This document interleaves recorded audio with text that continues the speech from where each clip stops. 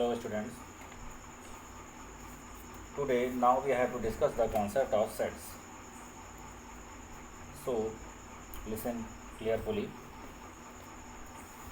The concept of set preserved as a fundamental part of present day mathematics. The theory of set was developed by German mathematician George Cantor. In everyday life, we often speak the collection of objects of a particular kind, such as a pack of cards, crowd of people, a cricket team. कहने का मतलब ये है कि दैनिक जीवन में हम लोगों के पास एवरीडे लाइफ में आप बहुत सारे सेट्स के बारे में चर्चा करते हैं। जैसे हम कुछ नॉर्मल सेट की अगर हम बात करें तो उन सेट्स में अगर हम बात करते हैं, जैसे मान लीजिए आपके पास है ए पैक ऑफ कार्ड का सेट्स है आपके पास, and again a crowd of people का क्राउड है, उसको भी आप सेट कह सकते हैं। And again a cricket team, इसको भी आप सेट कह सकते हैं। कोई क्रिकेट टीम है, उसको आप सेट कह सकते हैं।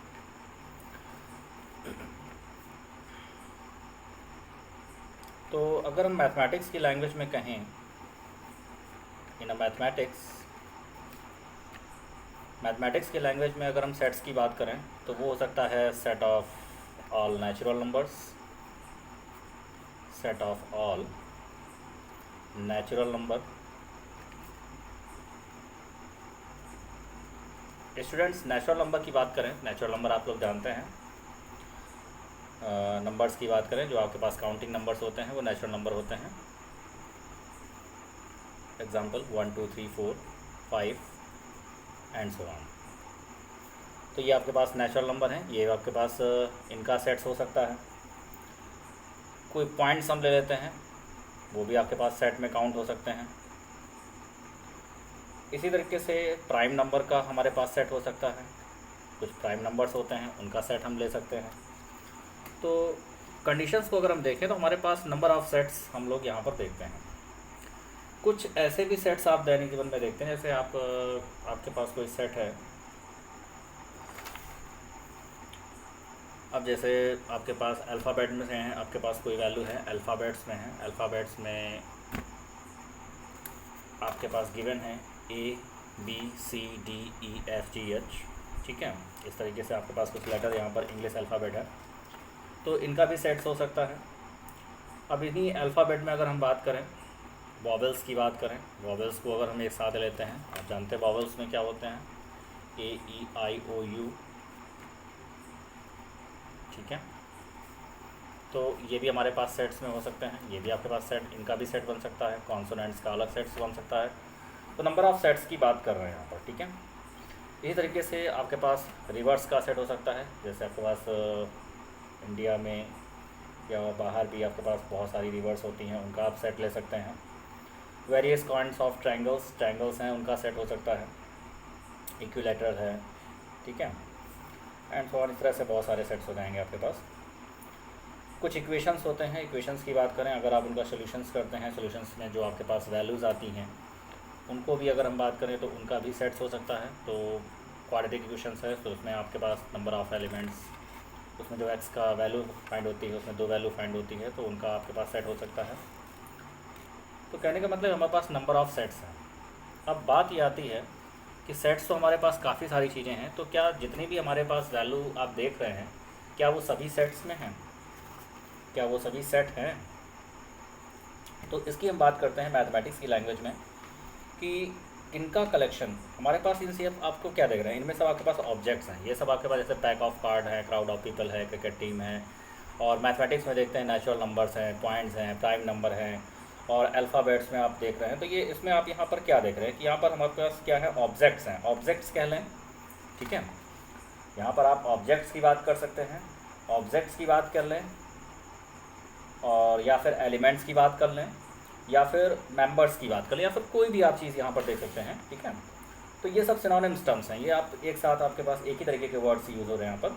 तो इन सब को अगर हम एक यहाँ पर आप यहाँ पर ये भी ये चीज़ देख रहे हैं कि इसको हम क्या कर रहे हैं, कर्ली ब्रैकेट के अंदर रख रहे हैं। तो सेट्स में जो भी एलिमेंट्स होते हैं वो किस में रखे जाते हैं, कर्ली ब्रैकेट के अंदर रखे जाते हैं। ठीक है, ये चीज़ आप ध्यान रखिएगा इस चीज़ को कि यहाँ पर जो सेट्स होते हैं वो किस में रखे जाते हैं, कर्ली ब्रैकेट में रखे जाते हैं। तो सेट्स हमारे पास क्या है, सेट्स में आपके पास कुछ एलिमेंट्स होते हैं या कहें कि कुछ ऑब्जेक्ट्स होते हैं या फिर हम कहते हैं कुछ मेंबर्स होते हैं, उनको आप कर्ली ब्रैकेट के अंदर रखते हैं तो वो आपका एक सेट बन जाता है। तो क्या आपके पास जो भी एलिमेंट्स या जो भी ऑब्जेक्ट हैं अगर हम उन सबको रखते हैं तो क्या सभी सेट्स में हैं, तो इसकी चर्चा हम लोग करते हैं।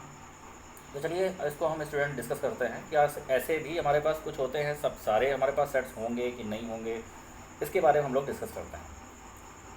तब बात ये आती है, तो मैंने ये कहा कि सपोज दैट आपके पास क्या है कि set of all natural numbers. ठीक है, ये आपके पास 1 2 3 4 5 6 ये आप देख रहे हैं।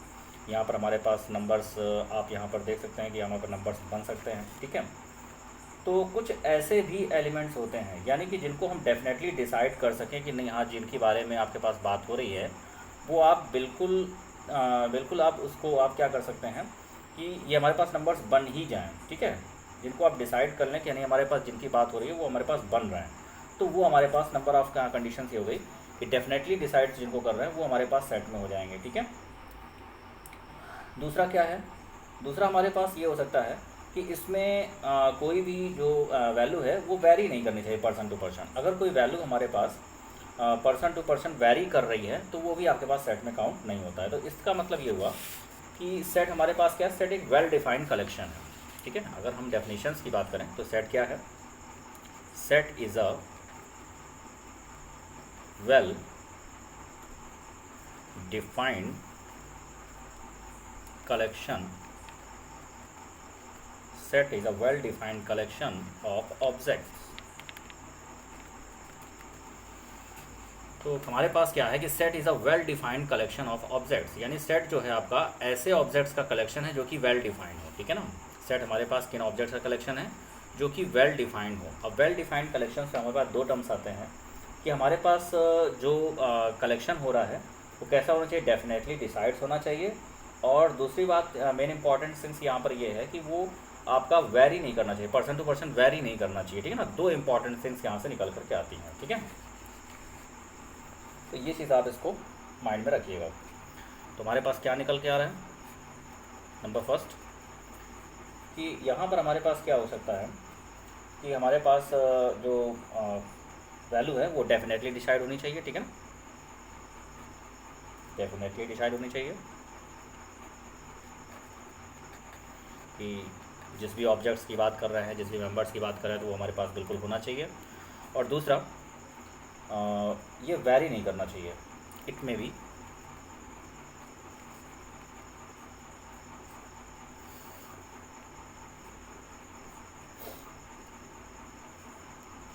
Not vary person to person. ठीक है, कहने का मतलब ये है कि हमारे पास दो टर्म्स यहाँ पर होने चाहिए कि वो डेफिनेटली डिसाइड होना चाहिए और दूसरा हमारे पास ये आपके पास क्या होना चाहिए, वेरी नहीं होना चाहिए, पर्सन टू पर्सन वेरी नहीं होना चाहिए। तो चलिए हम दोनों को और भी अच्छी तरीके से एग्जाम्पल से क्लियर कर सकते हैं कि इसका हमारे पास क्या मतलब है कि वेल डिफाइंड कलेक्शन क्या है। सपोज दैट अब यहाँ पर जैसे मान लीजिए मैंने एक यहाँ पर टर्म्स दिया, द रिवर्स ऑफ इंडिया। ठीक है, अब आप देख सकते हैं कि इंडिया में हमारे पास रिवर्स, आपके पास बहुत सारी रिवर्स होती हैं, तो क्या उन सभी रिवर्स का हमारे पास कोई सेट बन सकता है, तो इनका सेट हमारे पास नहीं बन सकता है, सेट नॉट डिफाइंड। इनका सेट क्या होगा, इसमें सेट डिफाइंड नहीं हो सकता। अब क्यों सेट डिफाइंड नहीं हो सकता, क्योंकि यहाँ पे जो इनका कलेक्शन है वो हमारे पास कुछ डेफिनेटली डिसाइड नहीं हो रहा है कि हमारे पास सेट क्या है। कैसे, देखिए जो गंगा है वो क्या है, ये आपके पास रिवर ऑफ गंगा क्या है, वो बिलोंग ऑफ दिस कलेक्शन, इस कलेक्शन में बिलोंग नहीं कर सकती क्योंकि वो आपके अलग अलग जगह से होती है। ऐसे नील आपके पास रिवर है, वो भी आपके पास बिलोंग नहीं कर सकती। ठीक है, तो ये हमारे पास क्या है, द रिवर्स ऑफ इंडिया, ये आपके पास सेट डिफाइंड नहीं हो रहा है। अच्छा, दूसरा एक बहुत ही अच्छा एग्जाम्पल लेते हैं, आपकी बुक्स का ही है। ठीक है, अब यहाँ पे जैसे हम यहाँ पर ये कहते हैं the team of 11 best cricket batsman of the world, बहुत ही अच्छा example. A team of 11 best cricket batsman of the world.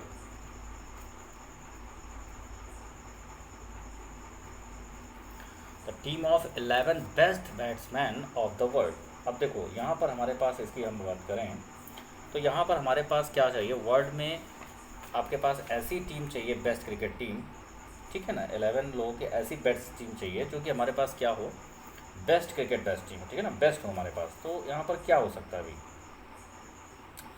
अब यहाँ पर अगर हम देखते हैं तो ये भी हमारे पास वेल डिफाइंड कलेक्शन नहीं हो रहा है, ठीक है। अब ये वेल डिफाइंड कलेक्शन क्यों नहीं हो रहा है, क्योंकि इसका जो क्राइटेरिया हो रहा है यहाँ पर आप देख सकते हैं कि यहाँ पर जो इसका जो हमारे पास अगर हम यहाँ पे बेस्ट क्रिकेट बैट्समैन की बात करें तो ये पर्सन टू पर्सन वैरी करता है, ठीक है।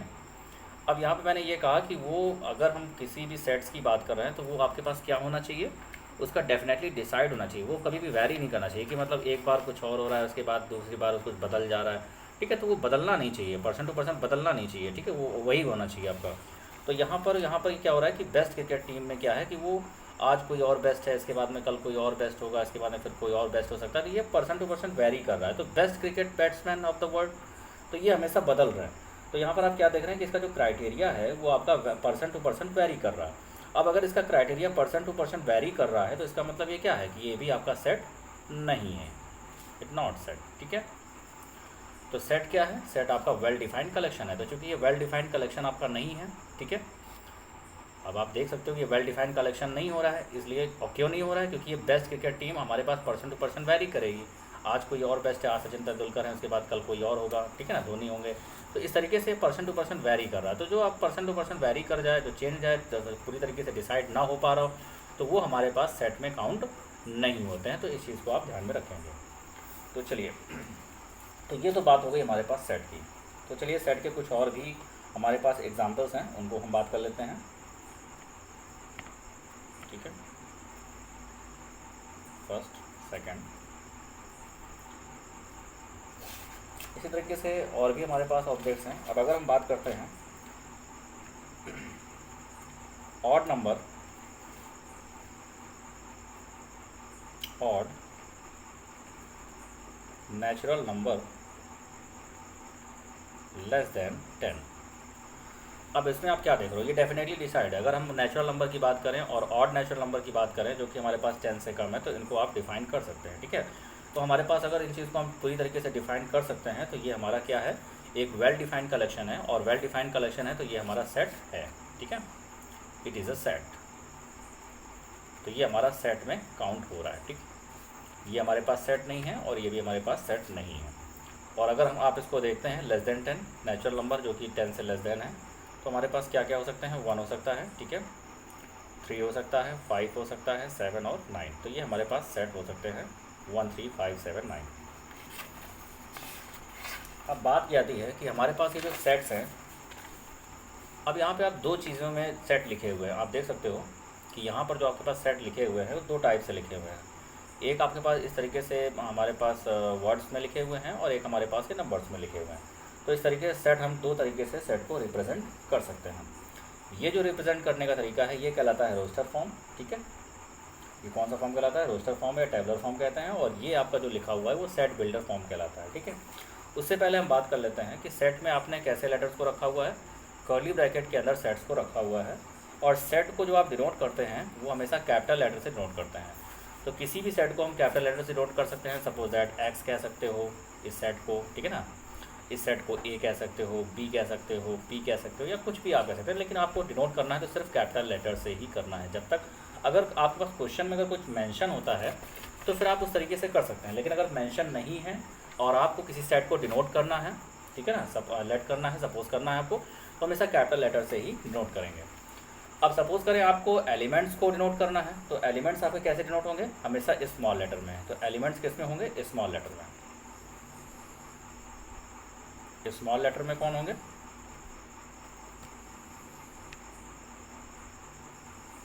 स्मॉल लेटर में हमारे पास क्या होंगे, एलिमेंट्स हो जाएंगे, ठीक है। तो एलिमेंट्स को हम स्मॉल लेटर से डिनोट करेंगे और सेट को हम किससे डिनोट करेंगे, सेट को हमेशा कैपिटल लेटर से डिनोट करेंगे। तो इस चीज़ का स्टूडेंट्स आप ध्यान में रखेंगे, ठीक है। तो चलिए, ये तो बात हो गई कि हम सेट को रिप्रेजेंट कैसे करेंगे। कैपिटल लेटर से हम सेट को डिनोट करते हैं और एलिमेंट्स को हम कैसे नोट करते हैं, हमेशा स्मॉल लेटर से नोट करेंगे। तो स्मॉल लेटर में क्या हो सकता है, स्मॉल ए कह सकते हैं, बी कह सकते हैं, सी डी। तो ये आपके पास एलिमेंट्स को इससे आप डिनोट कर सकते हैं। सपोज दैट आपके पास कुछ एलिमेंट्स हैं, एक सेट कैपिटल एक्स है और उसमें एलिमेंट्स हैं A B C D E F. ये हमारे पास कुछ एलिमेंट्स यहाँ पर दिए गए हैं, ठीक है। ये एलिमेंट हमारे पास गिवन है। अब यहाँ पर अगर हम देखते हैं तो ये देखिए, ए हमारे पास क्या है, ए हमारे पास इस सेट के अंदर है और किस सेट के अंदर है, इसको आप क्या किससे रिप्रेजेंट कर रहे हैं, कैपिटल एक्स से। तो आप यहाँ पे देख रहे हैं कि हमारे पास ए क्या कर रहा है, ए बिलोंग कर रहा है एक्स में, ठीक है। अगर इस ए की अगर हम बात करें तो ए हमारे पास क्या दिख रहा है कि ए बिलोंग्स टू कैपिटल एक्स, ठीक है। यहाँ पर हमारे पास क्या दिख रहा है, ए बिलोंग्स टू कैपिटल एक्स। अब यहाँ पे ये जो बिलोंग्स टू है, इसको हम लोग मैथमेटिक्स लैंग्वेज में ग्रीक सिंबल से इसको रिप्रेजेंट करते हैं, जिसको बोलते हैं एप्सिलॉन, आपने पढ़ा होगा, ठीक है। और यहाँ पर हम कहेंगे इसको ए बिलोंग्स टू ए, और इसको कैसा लिखेंगे, सिंबल आपके पास ऐसा होता है बिलोंग्स टू का, और इसको पढ़ेंगे A belongs to x symbol में, ठीक है। ये एप्सिलॉन है आपका, और इसको पढ़ेंगे क्या, ए बिलोंग्स टू एक्स। इस तरीके से आप इसको रिप्रेजेंट करेंगे, इसको ए बिलोंग्स टू एक्स को आप कहेंगे ए बिलोंग्स टू एक्स, इस तरह से रिप्रेजेंट करेंगे। अब सपोज दैट यहाँ पर आप बी की बात करें तो देखिए बी भी हमारे पास एक्स में बिलोंग कर रहा है। सी की बात करें, सी भी एक्स में बिलोंग कर रहा है। अगर हम कहें डी, तो क्या डी एक्स में बिलोंग कर रहा है, बिल्कुल कर रहा है, D belongs to x. E belong कर रहा है, ई बिलोंग्स टू एक्स, बिल्कुल बिलोंग कर रहा है। एफ भी एक्स में बिलोंग कर रहा है। अब सपोज दैट ऐसा कुछ हम लेटर यहाँ पर लिखें जो कि हमारे पास इस सेट में ना हो। सपोज दैट हमने लिख लिया यच, ठीक है, हमने लिख लिया यच, तो क्या यच एक्स में बिलोंग कर रहा है। अगर हम यहाँ पर देखें तो यच हमारा इस सेट में नहीं है, तो यहाँ पर आप देख सकते हैं कि H does not belongs to X. तो अगर कोई लेटर हमारे पास इस सेट के लिए हम बात कर रहे हैं कि सपोज दैट आपके पास एक सेट है और यहाँ पे ए बी सी डी इन सब की बात कर रहे हैं, तो ये सब बिलोंग कर रहे हैं। अगर बिलोंग कर रहे हैं तो आपके पास इस तरीके का सिंबल यहाँ पर रिप्रेजेंट करेंगे और ये पढ़ेंगे A belongs to X, D belongs to X, C belongs to x, E belongs to X, F belongs to X. और अगर कोई लेटर आपका उस सेट में बिलोंग नहीं करता है तो उसको हम इस प्रकार से रिप्रेजेंट करेंगे, बिलोंग के चिन्ह को आप इस तरीके से क्रॉस कर देंगे, ठीक है। तो अगर हमने एक लेटर लिया यच और आप देख सकते हैं कि यच हमारे पास इस सेट में नहीं है, तो हम क्या कहेंगे उसको, H does not belongs to X. Okay students, तो आपको ये क्लियर हुआ कि सेट्स में आपके पास किसको कहते हैं। सेट आपके पास एक वेल डिफाइंड कलेक्शन है। फिर आपने ये देखा कि वेल डिफाइंड कलेक्शन किस टाइप से होते हैं, जिसको आप पूरी तरीके से डेफिनेटली डिसाइड कर सकें कि आपके पास वो जिसकी बात कर रहे हैं वो आपका है कि नहीं है, ठीक है। तो वो आपके पास क्या है, सेट्स में आता है, काउंट होता है। वो वैरी नहीं करना चाहिए, पर्सन टू पर्सन बदल नहीं जाना चाहिए, ठीक है। तो वो आपके पास सेट नहीं होता है। कुछ एग्जांपल्स हमने लिए और हमने ये देखा कि यहाँ पर आपके पास सेट में कुछ एलिमेंट्स गिवन हैं और उन एलिमेंट्स में अगर हम बात करते हैं कि वो हमारे सेट के अंदर हैं तो आप उसको इस तरह से रिप्रेजेंट करते हैं बिलोंग से। अगर वो हमारे पास उस सेट में नहीं है तो उसको डज नॉट बिलोंग इस प्रकार से रिप्रेजेंट करेंगे। अब बात ये आती है कि सेट को आप लिखते कैसे हो। सेट को आप दो टाइप से लिख सकते हैं, ठीक है। पहला टाइप है आपके पास, आपने देखा कि सेट को आपने कैसे लिखा था, एक तो नंबर्स में लिखा था सेट को, ठीक है। सेट को आपने कैसे लिखा था, नंबर्स में, और दूसरा कैसे लिखा था हमने। चलिए कुछ एग्जांपल ले लेते हैं। तो सेट को रिप्रेजेंट करने का तरीका आपके पास दो है। तो method of representing A set, method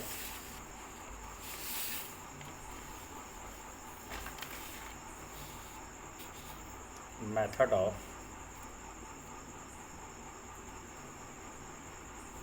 representing a set. अब ये सेट को रिप्रेजेंट करने का तरीका कौन सा है। नंबर फर्स्ट, पहला तरीका आपके पास रोस्टर फॉर्म, ठीक है।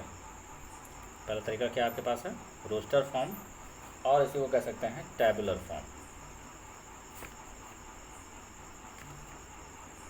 दूसरा तरीका हमारे पास क्या है, सेट बिल्डर फॉर्म। दो तरीके से किसी सेट को रिप्रेजेंट किया जाता है।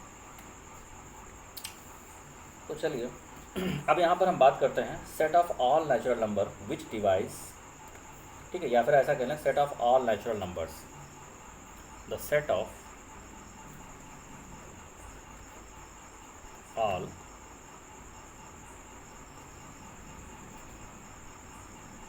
नेचुरल नंबर्स, ठीक है। और set of all natural number किस टाइप के होंगे? सेट के अंदर कर्ली ब्रैकेट में क्या ले सकते हैं? 1 2 3 4 नेचुरल नंबर जो काउंटिंग नंबर होते हैं, और ये आपके पास एटसेट्रा इनफाइनाइट टर्म्स होंगे। तो ये हमारे पास आप देख सकते हैं कि आपने दो टाइप से इसको लिखा हुआ है। तो ये हमारे पास कौन सा फॉर्म कहलाता है? ये रोस्टर फॉर्म कहलाता है, ठीक है। ये रोस्टर फॉर्म या टैबुलर फॉर्म कहलाता है, और ये कहलाता है सेट बिल्डर फॉर्म। ये कौन सा फॉर्म कहलाता है? Set builder form. ये कहलाता है रोस्टर फॉर्म। तो ये हमारे पास इस तरीके से इनका रिप्रेजेंट होता है। चलिए कुछ और लेटर्स की हम बात करेंगे। Set of vowels in English alphabet, the set of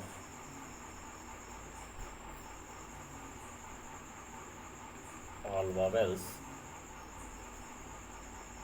in English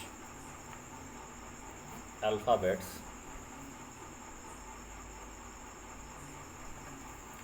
the set of all vowels in English alphabet, तो इनको आप कह सकते हैं AEIOU, इतने ही होंगे आपके पास, ठीक है। तो ये भी आपके पास सेट में काउंट होगा, और ये सेट बिल्डर फॉर्म में लिखा हुआ है, और ये आपका रोस्टर फॉर्म में लिखा हुआ है। अगेन बहुत सारे एग्जांपल्स हमारे पास हो सकते हैं, आगे हम लोग एक्सरसाइज में डिस्कस कर लेंगे। एक एग्जांपल और ले लेते हैं। सपोज दैट आपके पास लिखा हुआ है write the solution of set of equations in roster form. हमारे पास लिखा हुआ है यक्स सच दैट यक्स, ठीक है, x such that x is an. अब देखिए यहाँ पर क्या लिखा हुआ है, एक्स सच दैट एक्स, ठीक है। इसको सच दैट पढ़ते हैं, जो आपके पास दो इस तरीके से डॉट रखे हुए हैं, इसको पढ़ेंगे x such that x. X इस तरह से है, ठीक है, x such that x is N integer. तो आपको नंबर्स के बारे में थोड़ा सा पता होना चाहिए। इंटीजर्स क्या होते हैं? आपके पास जो भी माइनस में होते हैं, minus dot dot -3 -2 -1 0 1 2 3 4 dot dot, तो ये सब इंटीजर्स होते हैं। तो x such that x is an integers and integers कैसे हों? -3 is less than or equal to x and also is less than 7। तो इंटीजर का सेट जो कि इसको क्या कर रहा हो, फॉलो कर रहा हो। तो चलिए यहाँ पे हमारे पास सारे इंटीजर्स होंगे। इंटीजर बहुत सारे टर्म्स हैं, सारे निगेटिव टर्म्स जो भी नेचुरल नंबर में बनते हैं, निगेटिव टर्म्स। उसके बाद में 0 और ये जितने प्लस में होते हैं 1 2 3 4, ये सारे इंटीजर में काउंट होते हैं, ठीक है। इंटीजर की अगर हम बात करें तो ये हमारे पास इंटीजर होते हैं डॉट डॉट -3 -2 -1 0 1 2 3 4 डॉट डॉट, ये इंटीजर्स हैं हमारे पास, ठीक है। और अब इंटीजर्स में हमको क्या लेना है? जो हमारे पास -3 और 7 के बीच में काउंट हो रहे हैं, और यहाँ पर ये 3 के इक्वल, -3 के इक्वल भी है, ये भी आप ध्यान रखिएगा, ठीक है। तो चलिए क्या हो सकता है, तो ये हो जाएगा -3 -2 -1 0 1 2 3 4, और 7 से लेस कह रहा है, ठीक है ना, 4 5 6। तो ये हमारे पास इस तरीके से है, ये रोस्टर फॉर्म में लिखा हुआ है, और ये आपका सेट बिल्डर फॉर्म में लिखा हुआ है। तो स्टूडेंट्स इस तरीके से हम क्वेश्चंस को लिखेंगे, ठीक है। तो चलिए हम लोग एक्सरसाइज स्टार्ट करते हैं, डिस्कस करते हैं अपने एक्सरसाइज पर। तो आपकी एक्सरसाइज है एक्सरसाइज 1.1।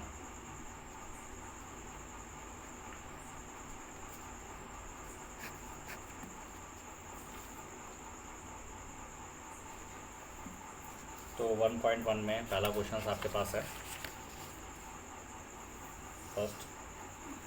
इसमें कह रहा है the collection of all the months of a year. Students एक बुक्स आप ले लीजिएगा, एनसीईआरटी बुक्स आप, और बुक्स को अपने सामने रख करके ही स्टडी करें। फ़िलहाल के लिए क्वेश्चन हम यहाँ पर लिख दे रहे हैं। The collection of, NCERT books के सोल्यूशन है, the collection of all the months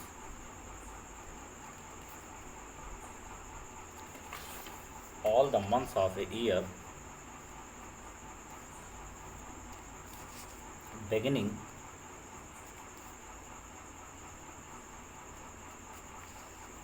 with the letter J। तो इसके बारे में आप देख सकते हैं यहाँ पर हमारे पास क्या है, the collection of all the months of year. तो क्या हमारे पास ये वेल डिफाइंड कलेक्शन है? ज़रा सोचिए इसके बारे में। The collection of all the months of year मतलब ऐसे मंथ का कलेक्शन है यहाँ पर जो बिगिनिंग विद द लेटर जे, जो कि आपके पास बिगिनिंग हो रहा है किससे, लेटर जे से। तो बिल्कुल ये वेल डिफाइंड कलेक्शन है किसी ऑब्जेक्ट्स का, तो आप कह सकते हैं, और इसको डेफिनेटली आइडेंटिफाई भी आप कर सकते हैं। ठीक है, तो इस बिलोंग्स टू द कलेक्शन। ठीक है, तो अगर ये आपके पास इस कलेक्शन में बिलोंग कर रहा है, आप इसको ऐसा जो ऐसे मंथ्स का आपको यहाँ पर देखना है जो कि जे से आपके पास बिगनिंग हो रहे हैं, ठीक है, स्टार्ट हो रहे हैं, तो उनका कलेक्शन आप बना सकते हैं। तो ये हमारे पास क्या है, this collection is a set. ठीक है, आप यहाँ पे लिख सकते हैं, क्या लिखेंगे, द कलेक्शन ऑफ, ध्यान से सुनें इसको, the collection of all the months of a year beginning with the letter J is a well defined collection of objects because one can definitely identify a month that belongs to this collection, hence the collection is a set। ठीक है, तो ये क्या है, ये आपका set है। देखिए यहाँ पर जो सेट हैं उनको हम टिक कर दे रहे हैं और जो सेट नहीं है उनको हम क्रॉस कर देंगे। ठीक है, तो ये हमारे पास क्या है, ये सेट है। नेक्स्ट क्वेश्चन की बात करते हैं। The collection of 10 most talented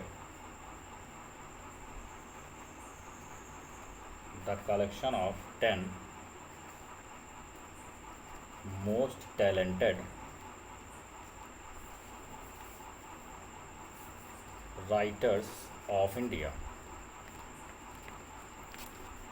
तो स्टूडेंट्स इसको देखिए, हमारे पास क्या है, the collection of 10 most talented writers of India. अब देखिए इंडिया में अगर हम बात करें तो मोस्ट टैलेंटेड राइटर की बात यहाँ पर कर रहा है। तो मोस्ट टैलेंटेड राइटर की अगर हम बात करें तो ये जो क्राइटेरिया हमारे पास है most talented writer of India, India में जो मोस्ट टैलेंटेड हैं, तो ये पर्सन टू पर्सन वेरी कर रहा है।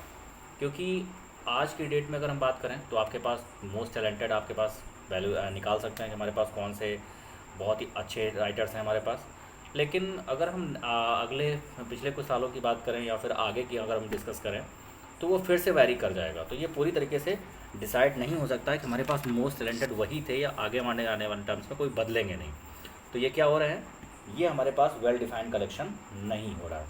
तो अगर ये वेल डिफाइंड कलेक्शन नहीं हो रहा है क्योंकि हमारे पास ये पर्सन टू पर्सन वैरी कर रहा है, so it is not a collection of A set. ठीक है, तो ये हमारे पास सेट नहीं है, तो इसको हम क्रॉस कर देते हैं। तो इसकी कंडीशन आप लिख लीजिएगा। तो ये हमारे पास most talented writers of India की बात करें, देखिए राइटर ऑफ इंडिया की बात करें तो ठीक है, हो सकता है कुछ आपके पास काउंट हो सकता है, लेकिन मोस्ट टैलेंटेड तो वो पर्सन टू पर्सन वैरी करते रहेंगे, इसलिए आपके पास सेट में काउंट नहीं होगा। चलिए नंबर 3 की बात करते हैं। A team of 11 best cricket, ठीक है, a team of 11 best cricket batsman of the world. अब देखिए वर्ल्ड के अंदर बेस्ट क्रिकेट आप यहाँ पर ढूंढ रहे हैं, ठीक है ना, बेस्ट क्रिकेट बैट्समैन की बात कर रहे हैं, तो ये भी पर्सन टू पर्सन वैरी करेगा, तो ये भी हमारे पास सेट के अंदर काउंट नहीं होगा। ठीक है, तो ये भी हमारे पास सेट के अंदर काउंट नहीं हो सकता है। तो चलिए हम आपको बुक्स यहाँ पर दिखा देते हैं। ठीक है, तो बुक्स के अकॉर्डिंग हम यहाँ पर क्वेश्चन की बात कर लेंगे। चलिए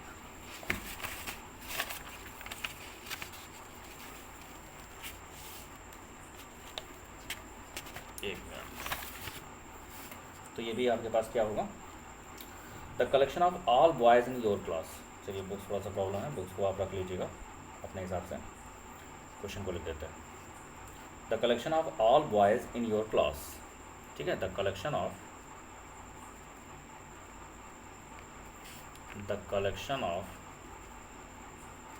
all boys in your class. अब यहाँ पर हम देख रहे हैं नंबर 4 में, नंबर 4 में आपके पास क्या है, the collection of all boys in your class. तो क्या आप क्लास के अंदर किसी भी पूरे बॉयज़ का कलेक्शन नहीं ले सकते हैं, तो ये वेल डिफाइंड कलेक्शन है आपके पास। ठीक है, तो ये हमारे पास क्या है, सेट में काउंट हो जाएगा। 5th नंबर की बात करें, स्टूडेंट केयरफुली आप सुनते रहें तो आपको क्वेश्चंस और ज़्यादा क्लियर हो जाएंगे। ठीक है, क्योंकि लिखने में बहुत टाइम लग रहा है। The collection of all natural number less than 100, ठीक है, the collection of all natural number less than 100। तो ठीक है, नेचुरल नंबर है, 100 से लेस देन आपको काउंट का, 100 से लेस देन आप बिल्कुल 100 से लेस देन आप ले सकते हैं नेचुरल नंबर को। ठीक है, 1 2 3 4 कहाँ तक लेंगे, 99 तक। तो ये भी आपके पास वेल डिफाइंड कलेक्शन हो सकता है, तो ये भी हमारे पास क्या है, सेट है। 5th नंबर के बाद 6th नंबर की बात करते हैं, अ कलेक्शन ऑफ नॉवेल्स। ठीक है ना, ध्यान रखिएगा, क्वेश्चन को ध्यान से सुने। एक collection of novels written by writer Munshi Premchand. तो यहाँ पर आपके पास नॉवेल्स का कलेक्शन है जो कि मुंशी प्रेमचंद ने लिखा हुआ है, ठीक है। तो मुंशी प्रेमचंद के जो आपके पास नॉवेल्स हैं वो आप काउंट कर सकते हैं, ठीक है, वो काउंटेबल हैं वो आपके पास, और आपका वेल डिफाइंड कलेक्शन है, यानी हो सकता है यहाँ पर। तो अगर वेल डिफाइंड कलेक्शन है सो इट इज़ ये भी आपके पास सेट हो गया, ठीक है ना, ये भी कलेक्शन आपके पास सेट में काउंट हो जाएगा। चलिए नेक्स्ट हम बात करते हैं। नेक्स्ट हम आपके पास है the collection of all even integers. The collection of all even integers. देखिए इवन इंटीजर्स की बात करें, ठीक है, इवन इंटीजर्स भी आपके पास कैसा हो सकता है, ये भी नंबर ऑफ आपका कलेक्शन कैसा है, वेल डिफाइन है, ठीक है, तो ये भी हमारे पास सेट में काउंट हो जाएगा। चलिए नेक्स्ट हम क्वेश्चन की बात कर सकते हैं। क्वेश्चन नंबर 8 कह रहा था collection of questions in this chapter. Suppose that हमारे पास ये चैप्टर एक्सरसाइज 1.1 चल रहा है, तो क्या आपका इसका कलेक्शन क्वेश्चन का नहीं ले सकते हैं? बिल्कुल ले सकते हैं। तो इसके अकॉर्डिंग भी आपके पास क्या है, ये आपके पास इस चैप्टर में अगर हम बात करें, अब इस बुक्स में इसी चैप्टर की बात कर रहा है वो, the collection of questions in this chapter, ठीक है ना। तो अगर हम इसकी बात करें तो क्या इस चैप्टर में हम क्वेश्चंस को काउंट नहीं कर सकते? क्या उसमें आपके पास वो डेफिनेटली डिसाइड नहीं हो रहा है? बिल्कुल हो रहा है। तो ये भी आपके पास क्या है, सेट में काउंट हो जाएगा।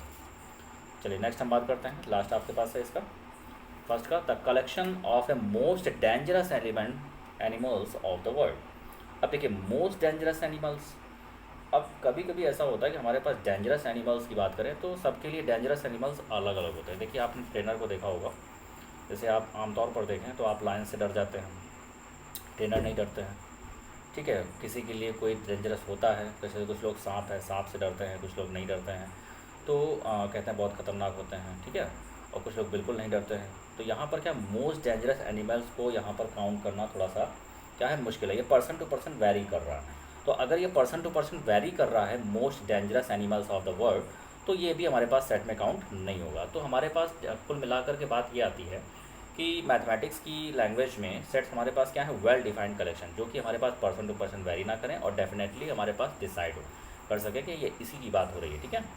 तो वो हमारे पास सेट में काउंट होंगे। देखिए दूसरा क्वेश्चन हमारे पास क्या है, दूसरा क्वेश्चन में हमारे पास कुछ ए की वैल्यू गिवन है 1 2 3 4 5 6, ये हमारे पास गिवन है। और इस क्वेश्चन में हमारे पास क्या है, यहाँ पर कुछ सिंबल दिए गए हैं बिलोंग और डज नॉट बिलोंग के, और आपको पहला क्वेश्चन कह रहा है 5 डैश ए, तो कह रहा है बिलोंग कर रहा है कि नहीं कर रहा है। तो ईजी है, 5 यहाँ पे डैश दे रखा है, देखो आप देख सकते हो कि 5 हमारे पास सेट में है, तो आप कह सकते हो 5 बिलोंग्स टू ए। तो बस ऐसा ही है। 8 क्या है, डज नॉट बिलोंग है। थर्ड नंबर 4 क्या है, यहाँ पर 4 आपके पास बिलोंग कर रहा है, ठीक है। फिफ्थ नंबर की बात करें 2 क्या है, 2 भी बिल्कुल बिलोंग कर रहा है हमारे पास। इसके बाद में नेक्स्ट हमारे पास क्या है 10 क्या है हमारे, 10 की अगर बात करें तो 10 हमारे पास बिलोंग नहीं कर रहा, तो 10 डज नॉट बिलोंग्स टू ए। अब देखो यहाँ पे थर्ड नंबर हमारे पास क्या रहा है कि रोस्टर फॉर्म में चेंज करना है। तो ए इज इक्वल टू हमारे पास है X such that X is an integer and -3 is less than और equal to X and also is less than 7।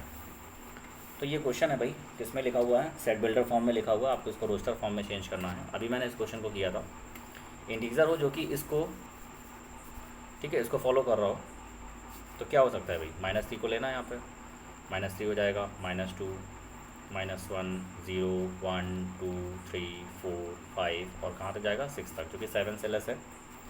तो ये हमारे पास इसकी वैल्यू हो जाएगी। तो ये फर्स्ट नंबर था। सेकंड नंबर की बात करें, x such that is a natural number. Students books को अपने सामने रखें, हम क्वेश्चन को राइट डाउन कर रहे हैं केवल। तो x such that x is a natural number less than 6, उसके आंसर को राइट डाउन करेंगे। तो नेचुरल नंबर जो कि 6 से लेस है, तो नेचुरल नंबर क्या होगा भाई, जो कि 6 से लेस होगा 1 2 3 4 5, ठीक है। तो ये हमारे पास वैल्यू हो जाएगी। तो बी इज इक्वल टू, ये हमारे पास आंसर हो जाएगा। थर्ड नंबर की बात करें, 2 digit natural number such that sum of its digit is 8। ये हमारे पास थर्ड नंबर कह रहा कि x such that x 2 digit natural number, आपको 2 डिजिट का नेचुरल नंबर बताना है, जो कि क्या होना चाहिए, सम ऑफ इट्स डिजिट इज़ 8, जो कि आप अगर उन 2 डिजिट्स का सम करें तो वो 8 के इक्वल आना चाहिए। तो पहला क्या हो सकता है भाई 17, आप देख सकते हो 17 में आप अगर इन दोनों का सम करो 1 और 7 का, तो 8 आ जाएगा, ठीक है। और ये नेचुरल नंबर भी 2 डिजिट का, 17 के बाद क्या हो सकता है 26 हो सकता है, ठीक है, 2 6 8 हो जाएगा। अगेन 35 हो सकता है, 358 हो जाएगा। 44 हो सकता है, 53 नेक्स्ट ट्राई करें। 62 हो सकता है, अगेन हो सकता है आपके पास 71 एंड नाउ 80। और कोई आप देख लो, 2 डिजिट में 99 तक हैं आपके पास, ठीक है। 10 से स्टार्ट करके 99 तक चलेंगे, 2 डिजिट के यही होंगे बनेंगे आपके पास। तो यही हमारे पास ऐसे लेटर्स हैं जिनका सम करें तो क्या आएगा, 8 आ जाएगा, ठीक। चलिए तो फोर्थ नंबर की बात करते हैं। फोर्थ नंबर क्या है, फोर्थ नंबर कह रहा है x such that x is a prime number which is divisor of 60। Prime number हो और डिविज़र ऑफ 60 हो, ठीक है। अब प्राइम नंबर की बात कर रहे हैं और डिविज़र ऑफ 60 की बात कर रहे हैं, तो प्राइम नंबर भी है और 60 का डिविज़र भी है। तो सब सोचिए भाई क्या हो सकता है। देखिए इसको हम क्या कर रहे हैं, अब यहाँ पे 60 की बात करें, इसके फैक्टर कर लेते हैं।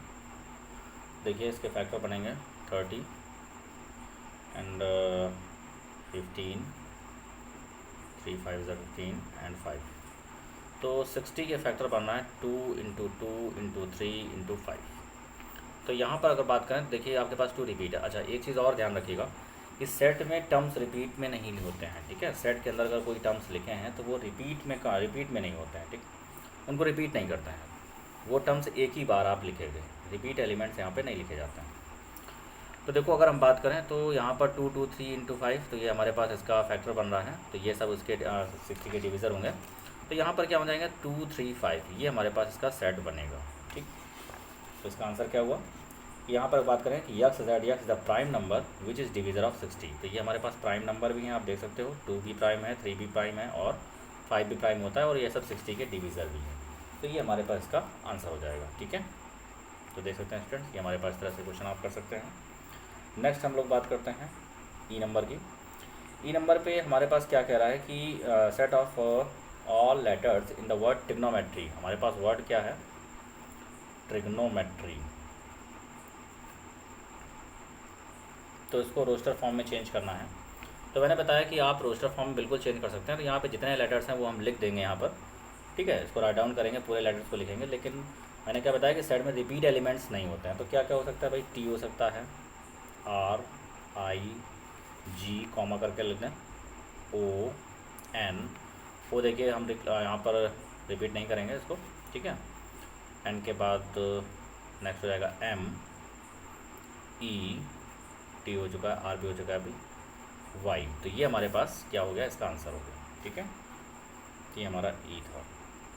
ट्रिग्नोमेट्री को इस तरीके से ये सेट और रोस्टर फॉर्म चेंज होगा। एंड लास्ट है बेटर। तो बेटर में क्या हो सकता है, बी टी ई आर। ये हमारे पास लेटर है बेटर, तो क्या हो सकता है, B E T R. Again question number 4 है हमारे पास। क्वेश्चन नंबर 4 कह रहा है सेट बिल्डर फॉर्म में चेंज करना है, ठीक है। तो स्टूडेंट्स वीडियो थोड़ा सा लॉन्ग हो रहा है, तो नेक्स्ट डे हम लोग ध्यान रखेंगे कि आपका ज़्यादा वीडियो नहीं जाएगा, और जो भी आपकी क्वेरी है उसको आप व्हाट्सएप में डाल दीजिएगा। आपकी क्वेरी को हम नेक्स्ट वीडियो में सॉल्व कर देंगे, ठीक है। Okay, thank you.